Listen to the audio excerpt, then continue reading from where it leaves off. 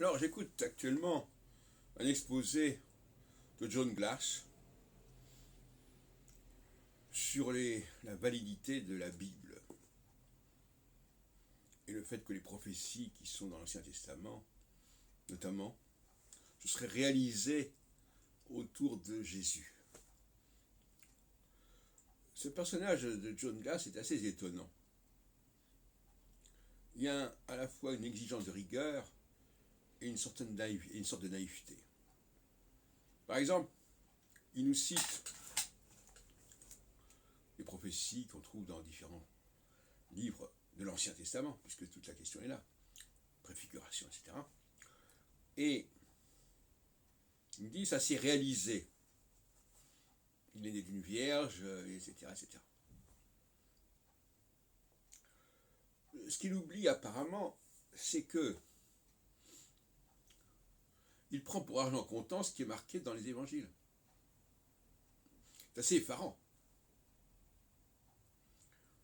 Il dit, ah ben c'est pas possible que ce soit une coïncidence que Jésus se corresponde à ce qui était prophétisé. C'est pas possible que Jésus soit conformé à tout ce qui était indiqué dans la Bible. Ce qu'il oublie, c'est que les évangiles, et puis ce qui fait partie du Nouveau Testament, ont très bien pu être écrites en tenant compte de ces prophéties. Et en disant sur Jésus des choses qui ne sont jamais produites.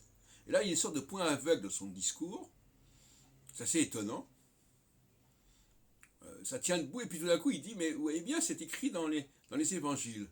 Comme si c'était une preuve de quoi que ce soit. C'est une plaisanterie. Et alors, il cite par exemple le psaume 22. Psaume 22.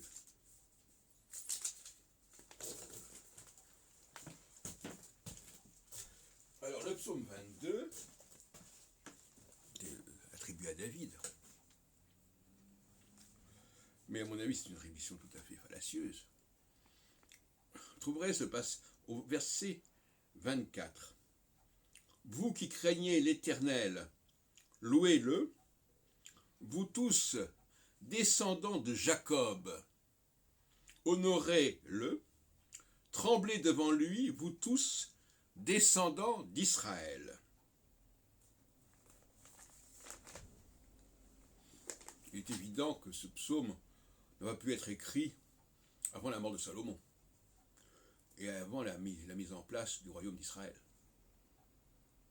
Nous avons là un texte qui s'adresse aux gens d'Israël, aux gens du royaume du Nord. Le mot descendant me paraît excellent d'ailleurs.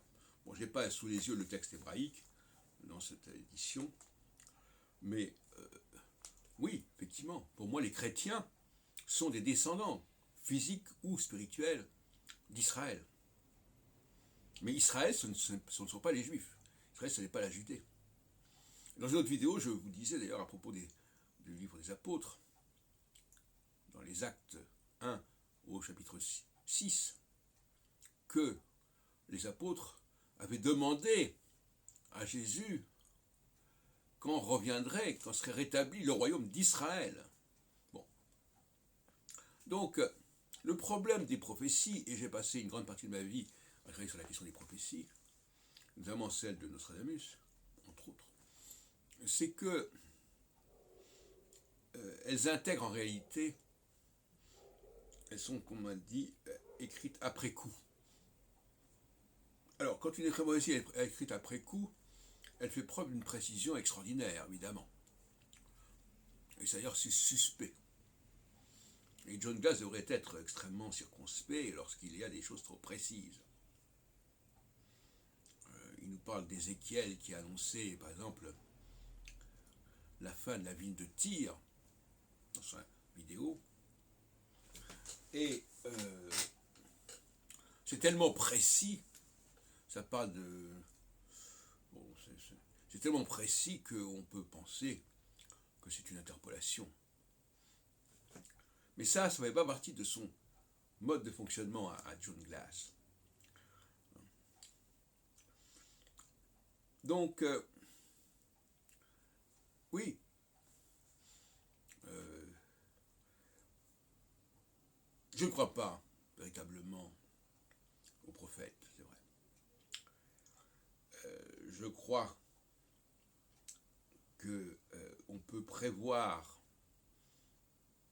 on peut demander à ce que les choses, c'est ce que j'ai appelé l'approche spatiale et non pas l'approche temporelle de l'astrologie. On peut prévoir des conditions nécessaires pour que les choses se fassent, mais on ne peut pas prévoir l'aboutissement.